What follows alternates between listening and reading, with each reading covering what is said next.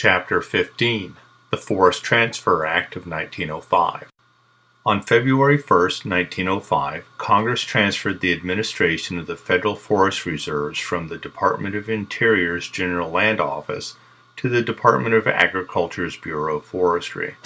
On March 3rd, the Bureau of Forestry became the Forest Service, and 2 years later, the federal forest reserves were renamed the National Forests. The first chief, or chief forester of the Forest Service, Gifford Pinchot, had sought the transfer of the reserves from the time he was appointed chief of the Division of Forestry in the USDA in 1898. Pinchot used his access to members of Congress and other opinion leaders in Washington, D.C. to argue for the transfer on two basic grounds.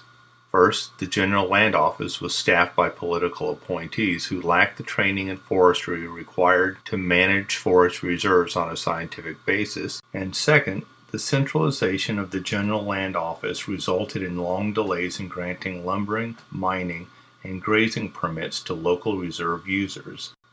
Unhappy with the tardiness of the General Land Office, the commercial sector and its allies in Congress supported Pinchot's goal. He even managed to persuade Theodore Roosevelt, who spoke in favor of the Transfer Act when, in 1901, he addressed Congress for the first time after becoming president. Theodore Roosevelt's personal association with Pinchot began when the two met in 1899, a year after Roosevelt was elected governor of New York, and Pinchot was on a private forest inspection trip there. Impressed with Pinchot, Roosevelt nominated him for membership in the Boone and Crockett Club, the hunting and game conservation club Roosevelt helped found in 1887 after returning to New York from ranching in South Dakota.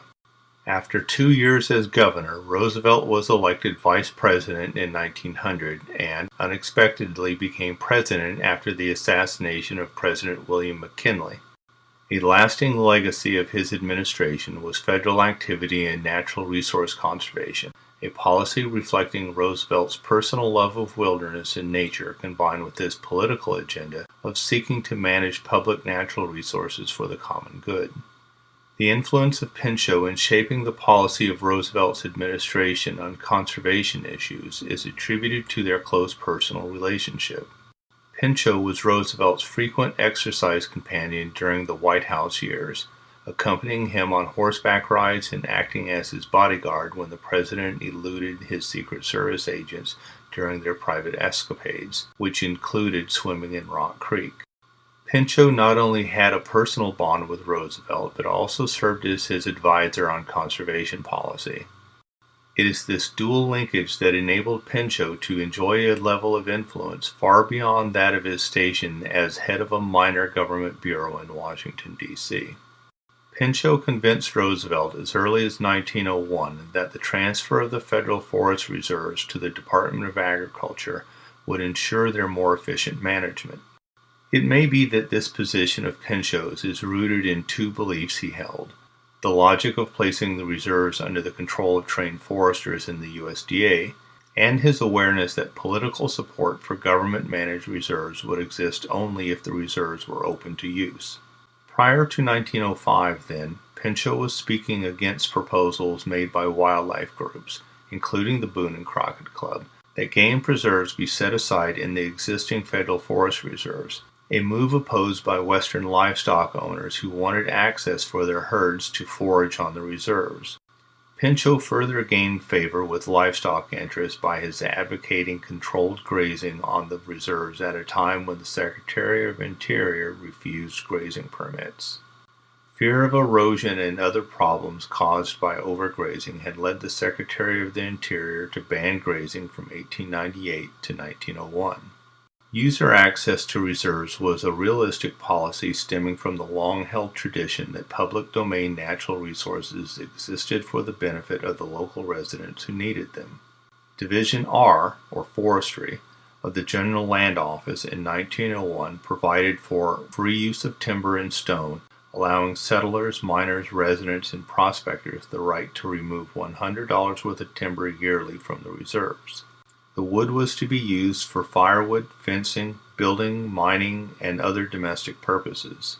Permits for timber harvests valued at over $100 had to be approved by the Secretary of the Interior, which resulted in unpopular delays between the request and final approval. The continuity of the agenda of user access is found in the guiding policy of the Forest Service, which is first expressed in the 1905 letter of instructions to Gifford Pinchot from Secretary of Agriculture James Wilson on managing the reserves on the day of their transfer to the Department of Agriculture. All the resources of the forest reserves are for use under such restrictions as will ensure the permanence of these resources. This is the clearest statement of Pinchot's view of conservation or wise use. From the perspective of the foresters in the Forest Service in 1905, 3 principles were to be followed in their work: sustained yield, multiple use, and protection of local communities. The guidebook of the agency was the 1905 Use Book, which defined the objective of the forest reserves as preserving perpetually supply of timber for home industries, preventing the destruction of forest cover which regulates the flow of streams, and protecting local residents from unfair competition in the use of forest and range. The first forest reserves were created because of a growing awareness in the East of the need for conservation of natural resources and because of conflicts among groups in the West. Cattlemen did not want sheep on forest ranges, and irrigation farmers and urban residents wanted watershed protection, including the banning of both logging and grazing on reserves. The stalemate of Western forces hindered further creation of reserves, and to end the stalemate, Pinchot developed a grazing policy along with other means to allow potential reserve users to have a stake in the national forest. For example, he assured large forest owners in the Pacific Northwest that sustained yield management of the reserves would decrease the amount of lumber entering the market and thereby increase the value of their holdings. Yet a few months after the 1905 Forest Transfer Act, Pinchot imposed a system of grazing fees on the reserves. Ranchers accustomed to free use of open range rebelled. The issue of grazing fees and allotments became the Forest Service's #1 problem and was to be the source of almost all the major attacks against it during the next 50 years. The grazing conflict, coupled with Roosevelt's addition of over 100 million acres to the forest reserves, led Congress in 1907 to ban further creation of reserves in 6 western states by the President without the consent of Congress. By 1908, the Forest Service had a staff of 1,500 in charge of 150 million acres of national forests. Under Pinchot, the agency was a far different one from the modest Forestry Information Division vacated by Bernard Fernot in 1898. Fernot had involved the agency in research and state and private cooperative efforts, but without the reserves to manage, his staff was limited to an advisory role.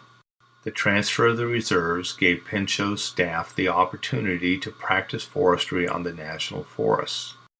In addition, unlike Fernot, Pinchot was aware that forestry in the United States meant firefighting and grazing management as much, if not more, than silviculture. These new duties of the Forest Service stem from Pinchot's leadership in forestry, yet it is as a politician that he shines most.